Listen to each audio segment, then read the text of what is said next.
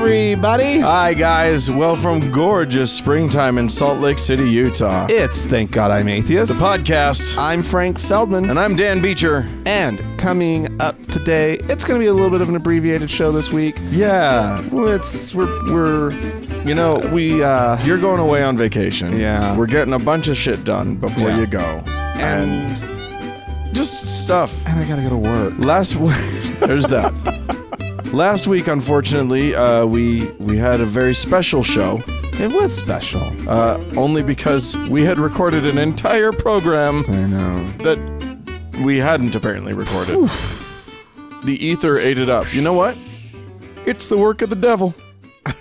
We said some things he didn't like. Or the Lord. Maybe the Lord is stopping us. The Lord didn't like it, Dan. The Lord. The Lord. Lord Krishna. No. Stopping us yet again. Well, Dan. Yeah. Did you notice my cheeks?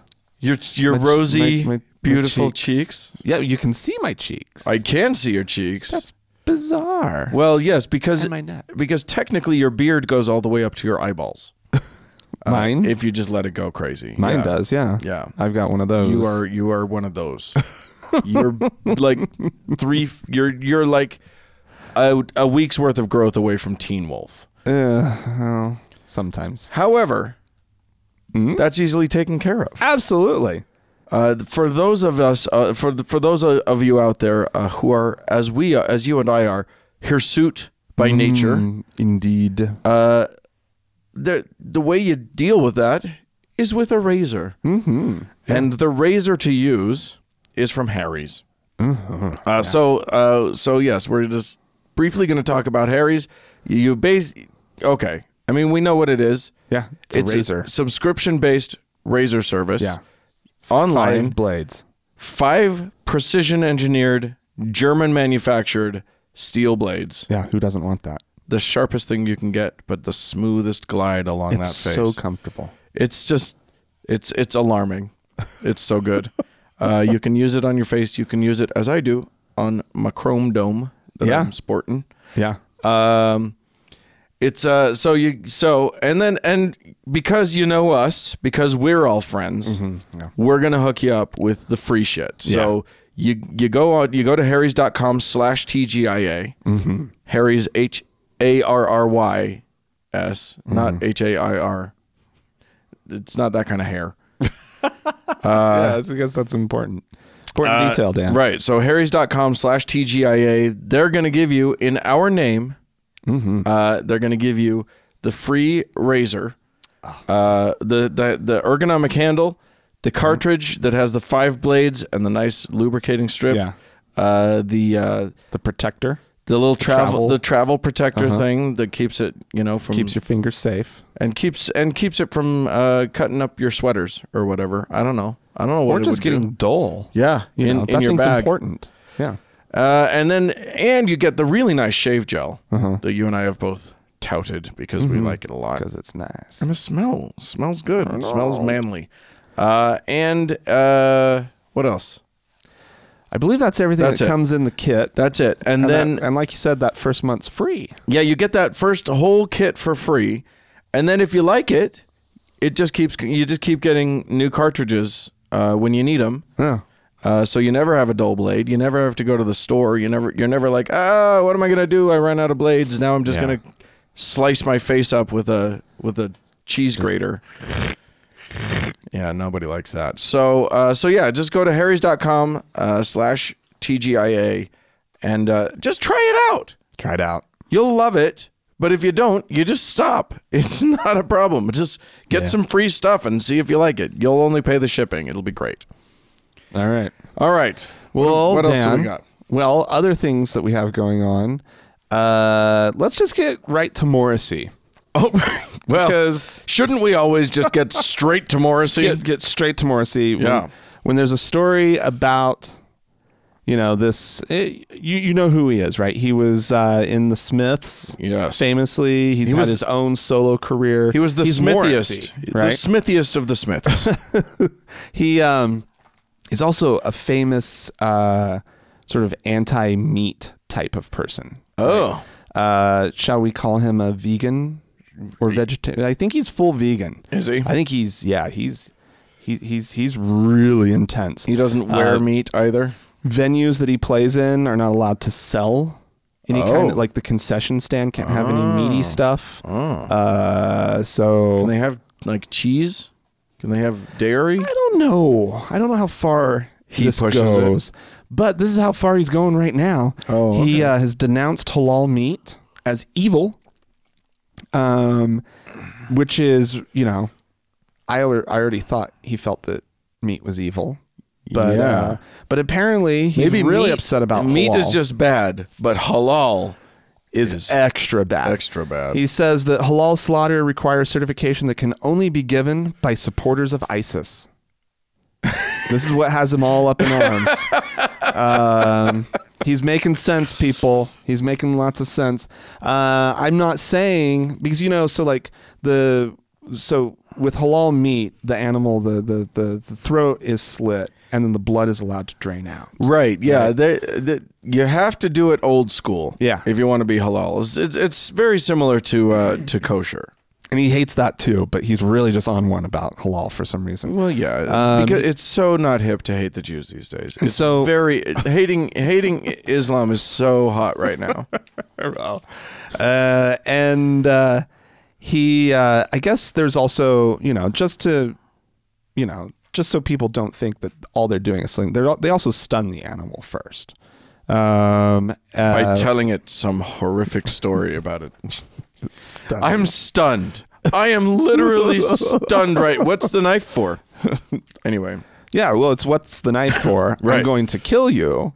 I'm stunned. I'm stunned. I'm quite stunned. Anyway, he says, I'm not saying that stunned slaughter is acceptable because it can never be. But if you use the term humane slaughter, then you might as well talk in terms of humane rape. Oh. Well, okay. He got you there. Well, I'm just trying to imagine how you humanely rape a cow. That just seems. Well, first you stun it. You got to stun it. I'm going to rape you. You got to stun it. I'm stunned, sir. I am stunned. No. Morrissey's he's an interesting fellow. He's had, there's a lot of racist sort of comments have come out of him. He's called Chinese people a subspecies. Oh my God. And he's one of these folks that feels that the British identity is under threat from immigration. Of course. It very much is. He says, as far as racism goes, the modern loony left seemed to forget that Hitler was left wing. Yeah, they do forget that. Because he wasn't. Because it wasn't true. When someone calls you racist, what they are saying is, you actually have a point, and I don't know how to answer it. So perhaps if I distract you by calling you a bigot, we'll both forget how enlightened your comment was. Oh, it's enlightened. Wow. If you eat animals, isn't it a display of hatred for a certain species? I love cow. I know. Yeah. I love cows for providing me. Beef. I love cows. Like in a pasture, they're adorable. Those eyes just looking at you, so cute, and then they're delicious later. So it's all good. I love them in all of the forms. And then he says, "And what gives you the right to eat another species or race? Would you eat people from Sri Lanka?" Oh God. Oh wow. He is cooking with gas. He's operating on all four cylinders on that one. Holy crap. Yeah. He's really going for it. Wow. Okay, Morrissey.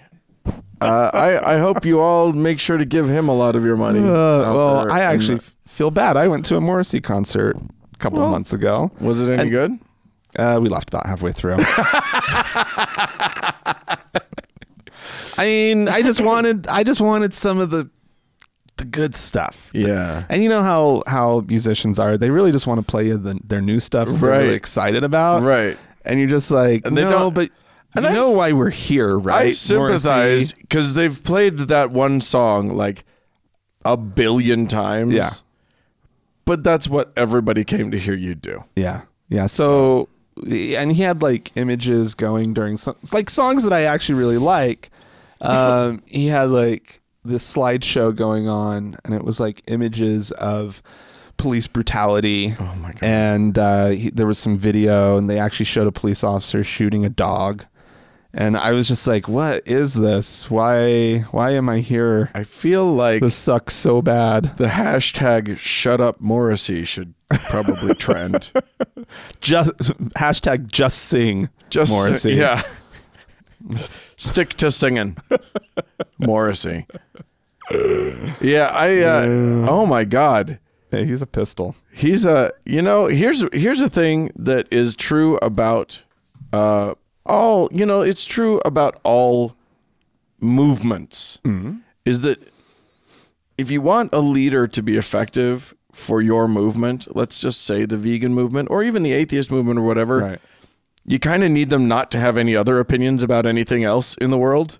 Because because they'll be right on all of your issues, yeah, and then they'll open their damn face hole about some other thing, and you're like, oh my God, shut up. Oh my God, we can't have you associated with us. I know. Yeah, he's a fun one. Whew. Lots of opinions, that Morrissey. Yeah, well, don't eat a Sri Lankan. I think we can all agree with that one. You know, I had a whole thing planned for this weekend. If you slaughter a Sri Lankan in halal style, though, then first you'd tell. Okay. Oh no, that's even less okay. That's even less okay, I think. I don't know. We'll have to check. No, in it's with evil. Him. We'll write to his publicist and just ask him to clarify how it's okay. Could you please rank are the ways eating a Sri Lankan? Right. And if I eat a Chinese person, is that better than eating a British person? It's tricky. It's hard. I think he'd feel so. I think he'd definitely be okay. More okay with that. Yeah, I think so too. I'm going to take us. Now, do you remember this week is the anniversary of the David Koresh the Branch Davidian thing. Back in the 90s, 25 years ago. That's amazing. 1993? Yeah. No way. Yeah, that's when it happened. I just did math in my head. You're good at it. Wow. No, we were in Texas. We did that road trip through the South that we did, and we passed through. We actually stopped in Waco and went and saw that place. And I know that was. Why did we decide? Did we hear that you could get out there and actually like? We just decided to roll out and see what we could see. Wow. We ended up interviewing the guy who's the current pastor of that crazy of the Branch Davidians. Like, right. It's still an active. He's changed the name of it. Anyway, I'm not going to go to there. That's not what I'm talking about. What I'm talking about is, do you remember that while we were in Texas, one of the things that we thought we might go to was a dinosaur creationist park? Oh yeah, but it was like closed. Yeah. And we did end up going to a Texas creationist museum. Yeah, that had like dinosaur bones and stuff. And the main guy behind all of this like Christian dinosaur stuff is a guy named Kent Hovind. Okay. Who was thrown in jail not too long ago. He's now out for tax evasion. Oh. Matter of fact, the IRS confiscated one of his Dinosaur Adventureland parks. What? I don't know if that was the only one in Pensacola, Florida. Oh. Because they were trying to recover the money that they were owed by this criminal tax evader. Okay. So anyway, he was released in 2015. They tried to get back that property, but they couldn't. So now they have another Dinosaur Adventureland opening up in Repton, Alabama. Oh, good. Okay. So if you're near Repton, and I know you who are, isn't? We all are. We're all near enough that it's worth the trip. You can go see this. It's a shitty creation museum centered around the dinosaurs, and why don't we have one of these nearby? I know. I want one really so bad. The Mormons are just a little too practical for that. Yeah. Oh, No, why? Why? One of the things that I love, though, is that Hemant Mehta pointed out that on their flyer for this thing, which is free entrance and barbecue lunch. I love it. Free groceries from the food pantry. What? Boy, if you want to get rural Alabamans in, apparently that's the way to do it. But they have all this imagery, and one of the images that they have tucked away on the corner of their flyer is this. It's Jesus holding a baby velociraptor, which is an image that was created by people like us to satirize, to make fun of his dopey view of what is of how the dinosaur thing worked. Right. Holy shit. He used our thing. Poe's law in reverse. Yeah. Reverse Poe's law. Well, I mean, it's literally like he's like, well, if it's indistinguishable from satire, just use the satire then. As clip art. He probably, like, the first time he saw it, he was probably just like, oh, what a beautiful image. He's like, yeah. Yeah, that's absolutely. Totally makes sense. That's what Jesus would have done. You know what?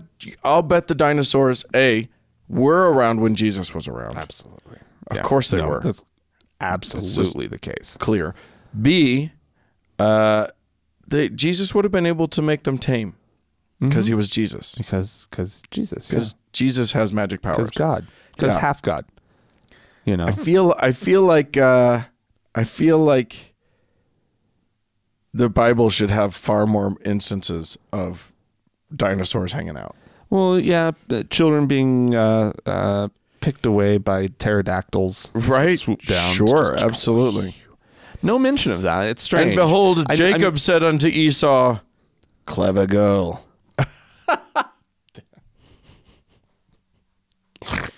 Yeah. Dan. And they did look, and a stegosaur did come upon them, and they were sore afraid. Yeah. They were sore afraid. Yeah. That's where it comes from. They were the soars, the dinosaurs. And they were dinosaur afraid. They were dinosaur afraid. Oh my God. Bible's strangely silent on the issue of dinosaurs, isn't it? Not according to them, though.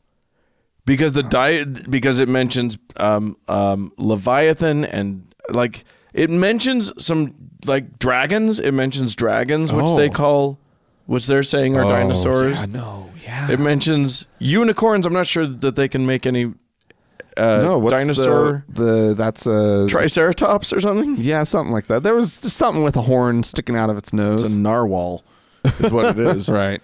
I don't know. But it is like they literally say, oh no, these things are dinosaurs. What they're talking about is dinosaurs. That's lunacy. That's absolute lunacy. Yeah, well, when your book has to be 100% true, and it says things that don't make any sense, then you get to start playing around with reality. Figure it out. You gotta reprogram the matrix to fit your worldview. All right. Well, here's something crazy, Dan. So Russell M. Nelson, yes, the newly anointed president, and soon to be departing president of the Church of Jesus Christ of Latter-day Saints. 92 years old, president. Yes, exactly. He's doing a very quick tour of the globe. Oh, good. He's out there traveling to all the ends of the earth to see and meet the saints in their own lands. I can't wait for his travel show to come out. Yeah. Travels with Russ. Elder Nelson Rusty eats the world. It's going to be a food show.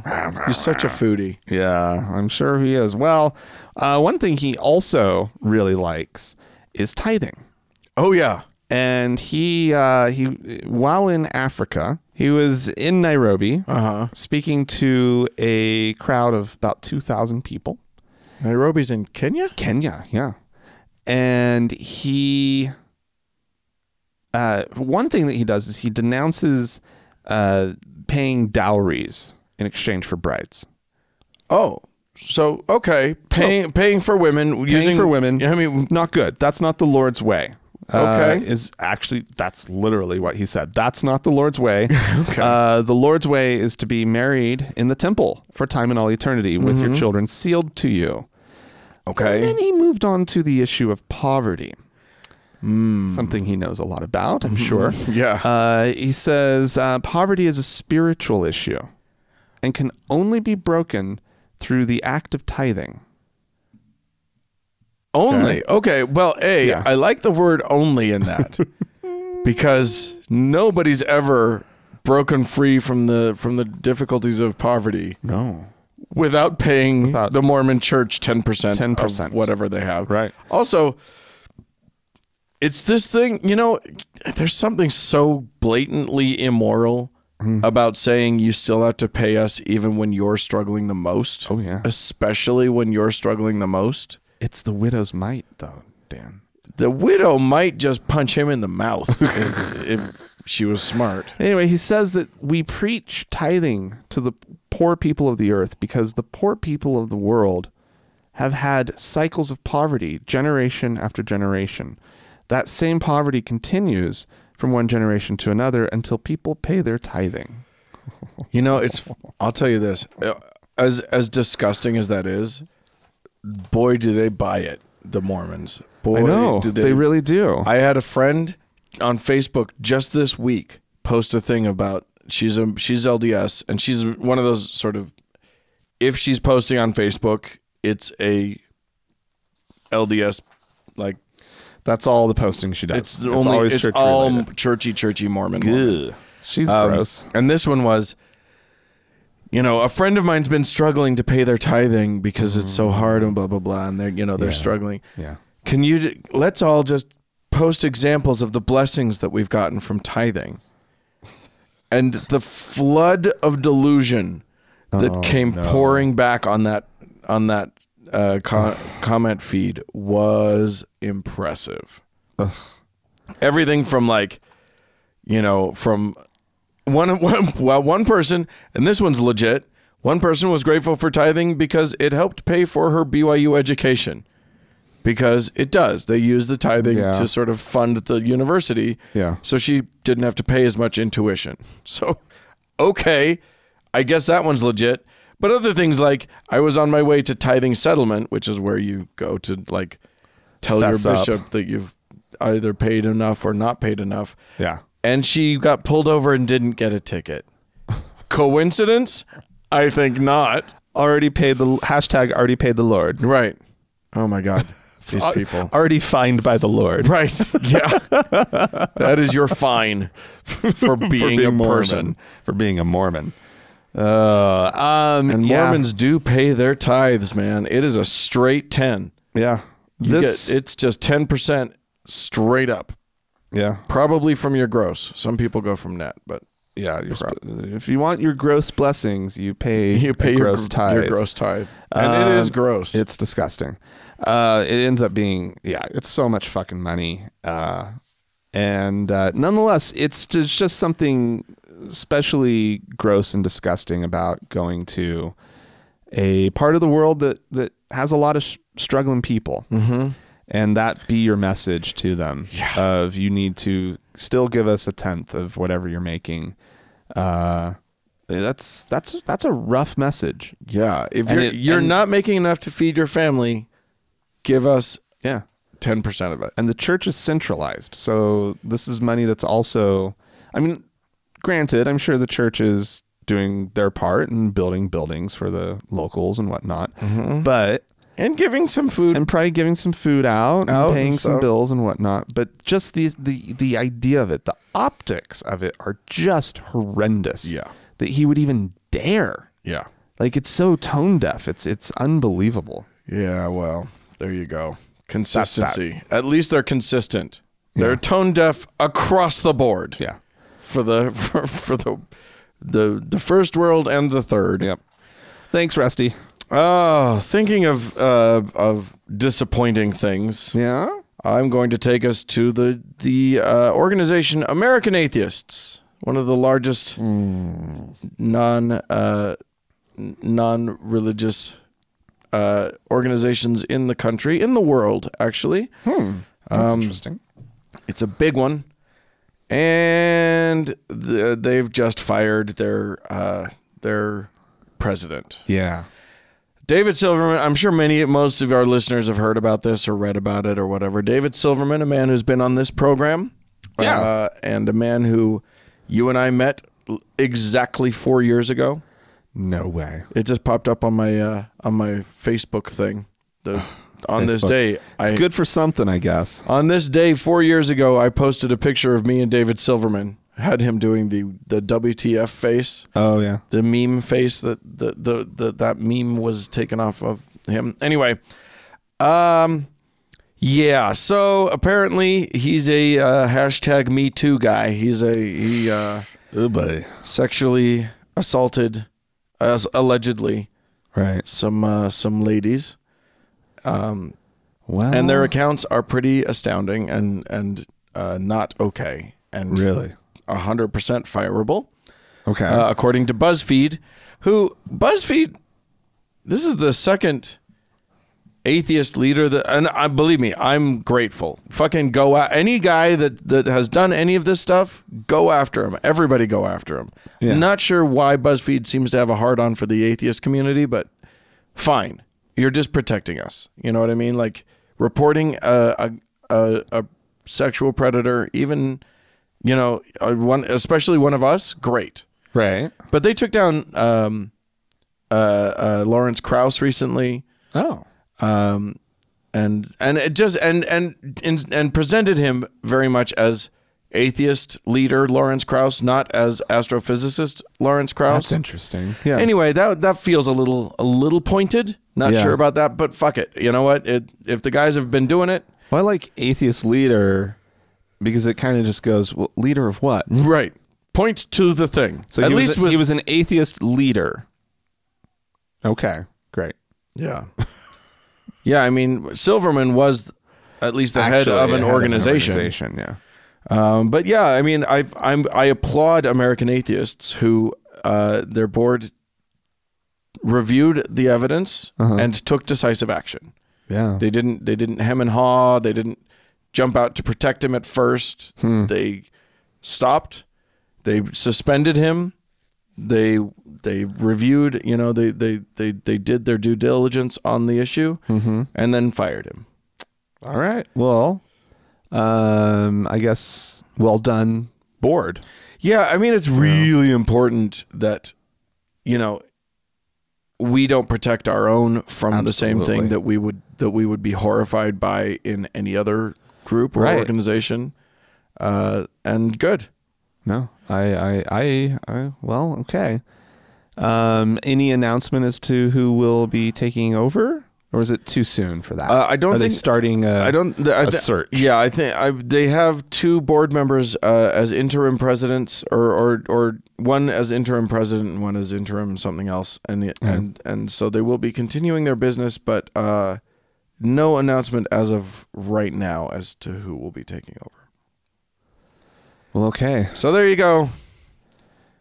Yeah. They're hopefully we're all learning lessons about what isn't okay. I hope that people who have these inclinations don't find themselves in positions where they would or abuse their power. Or maybe they'll think twice. Maybe now it's finally out there that like you will get caught and you will lose your power. Right.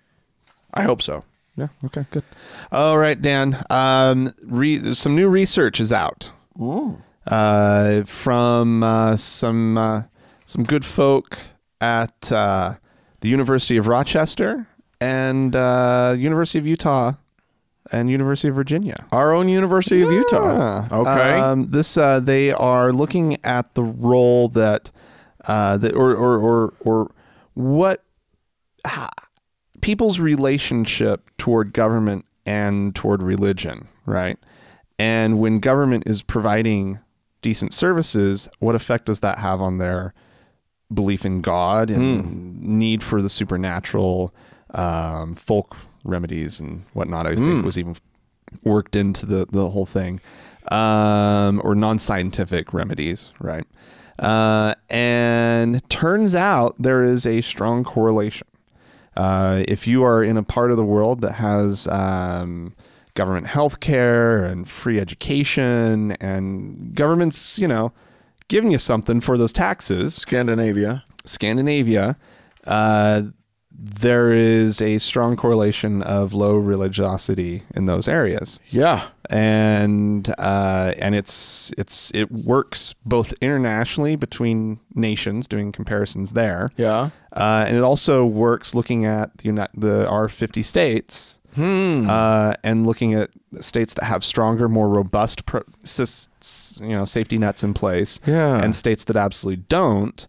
And there is absolutely a relationship. It between occurs to me that God and churchiness and whatnot. That makes 100% of sense to me. And what's interesting to me is that I can make it work in my head, both chicken and egg coming first on this one. Because it makes sense to me that if a country or a state were particularly secular, they would say, "Oh, we need to take care of our own. Right. We need to put safety nets in place because there's nobody else looking out for us." Sure. Right. It also makes sense to me that if an area starts taking care of their people, they suddenly stop needing they don't feel as insecure, right? And they don't feel like they need the religion to make them feel secure, right? So either way works, right? Yeah, but it does seem like it seems like those things go hand in hand. Isn't it fascinating though? Yeah, because and it's almost one of those things where it's like, I'm glad that somebody did research into it, but at the same time, I'm like, shh. Why? I want some social services. I don't give them an argument against it. Don't give the religious folk, something to be scared. Like now they have to be scared of national health care, right? Because it's going to make people less religious. Well, just like I had an intuitive sense that this feels right. They already have that intuitive sense. You think they already know that? I think they already intuitively know that if we start actually if we as a group start taking care of each other that way, we don't need them anymore. Oh my God. So they're going to fight tooth and nail. And that's an interesting question. Like that's an interesting insight into why, because there's this question of like, especially among, you go to the South and you've got these poor evangelicals, poverty stricken, fighting tooth and nail against government coming in and helping out, right? Against welfare programs and against all of these things that would benefit them. Yeah, free healthcare that will benefit you tremendously. Yeah. Why are you fighting it? Oh, Jesus. Right. It's Jesus. It's Jesus. Oh man, isn't that amazing? Isn't it though? Jesus makes you work against your own self-interest. Of course he does. What a great salesman. Jesus is a douche. Jesus is, wow. Could sell snow to an Eskimo, that Jesus. Okay, well, fascinating. I'm horrified by that. Well, no, it's clear. It makes sense, but yeah. Well, and the implications are what this sort of chicken egg thing you talk about actually gives me some hope as the United States starts to become less religious, as we see the trend line going. Yeah. And we see this next generation being like, religious, so not religious, right?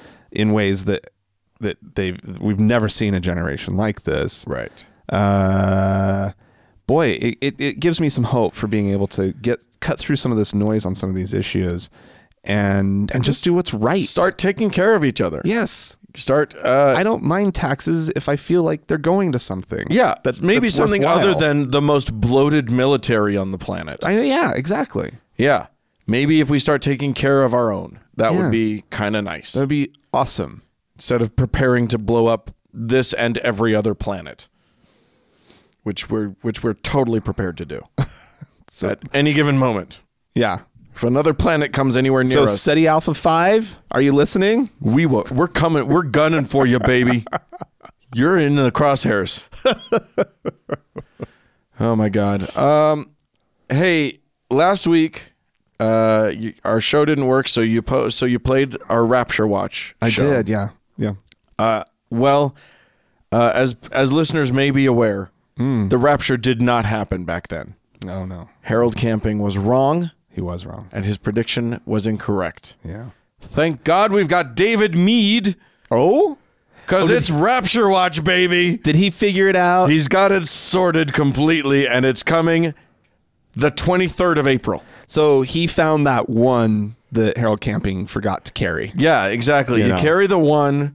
He forgot. He may have. There was a remainder that he rounded. Oh, you never round the remainder. Not when Jesus is involved. No. Don't round that remainder.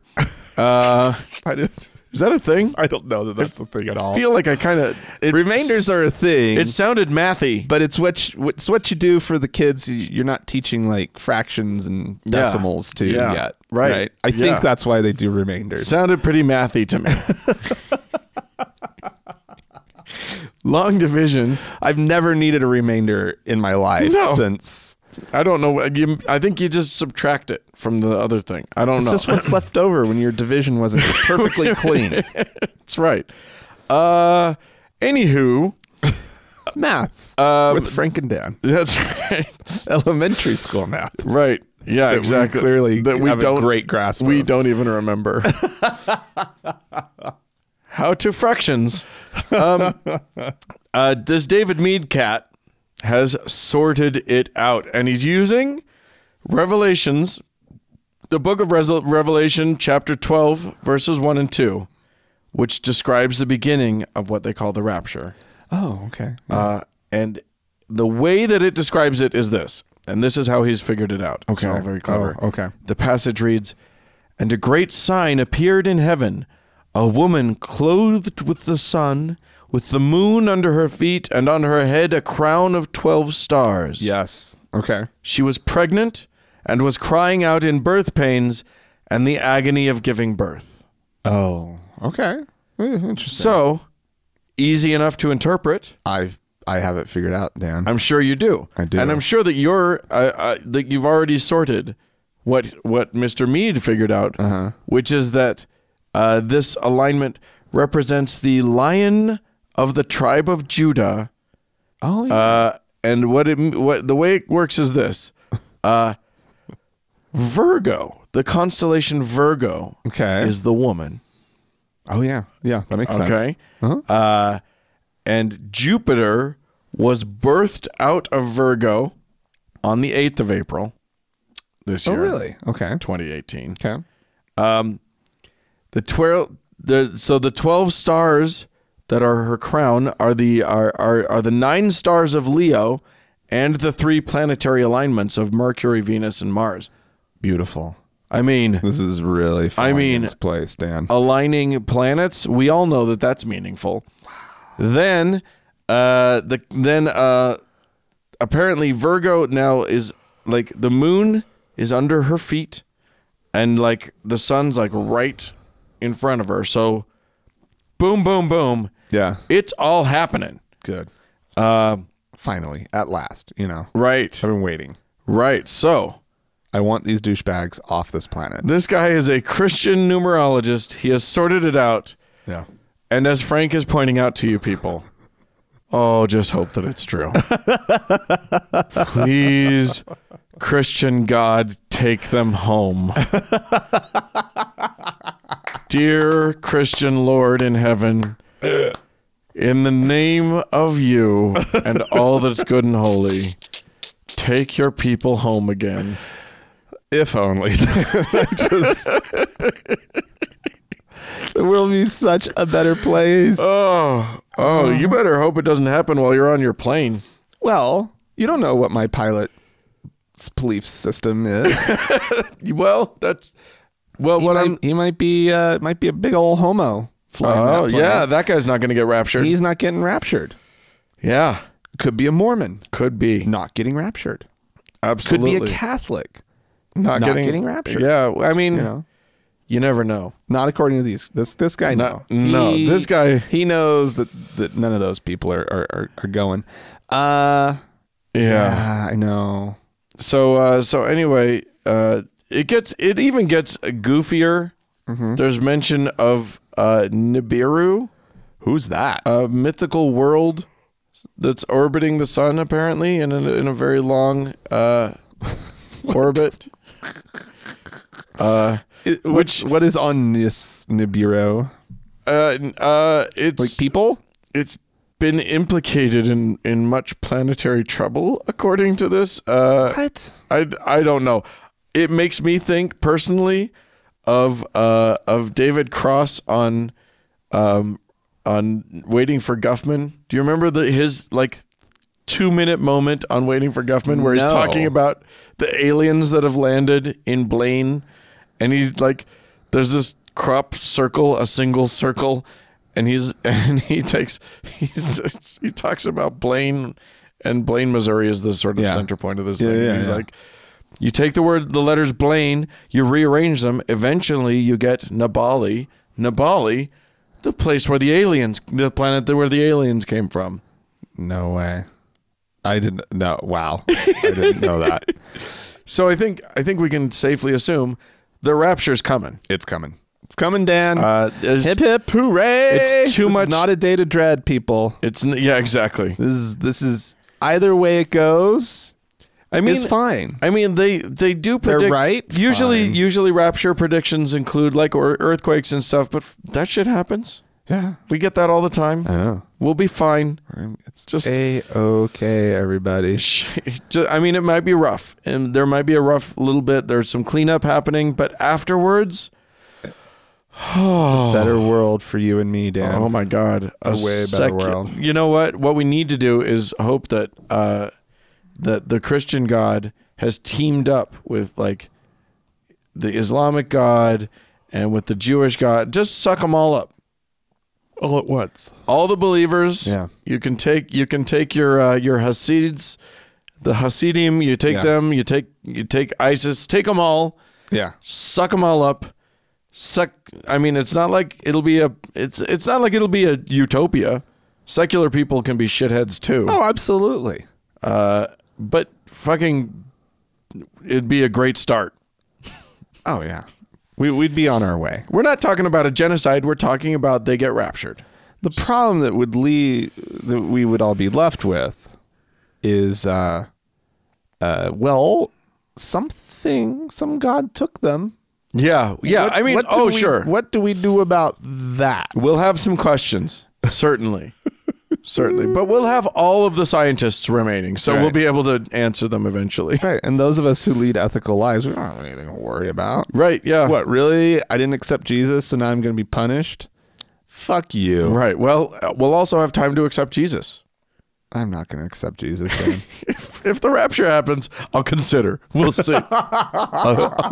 I'll give it some thought.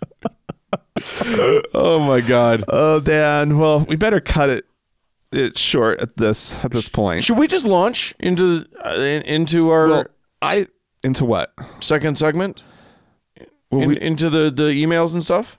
I don't think we have time for emails. Oh my God. Okay. Well, so we're cutting it all short. I do want to thank our patrons. We do need to do that because it's been a couple weeks and we have some new people. Okay. We need to thank. Yes, we do.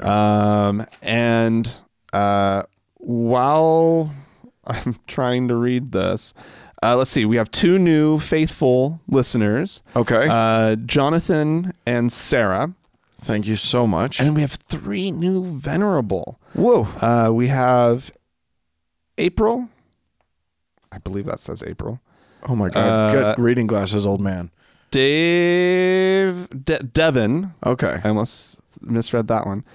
And that says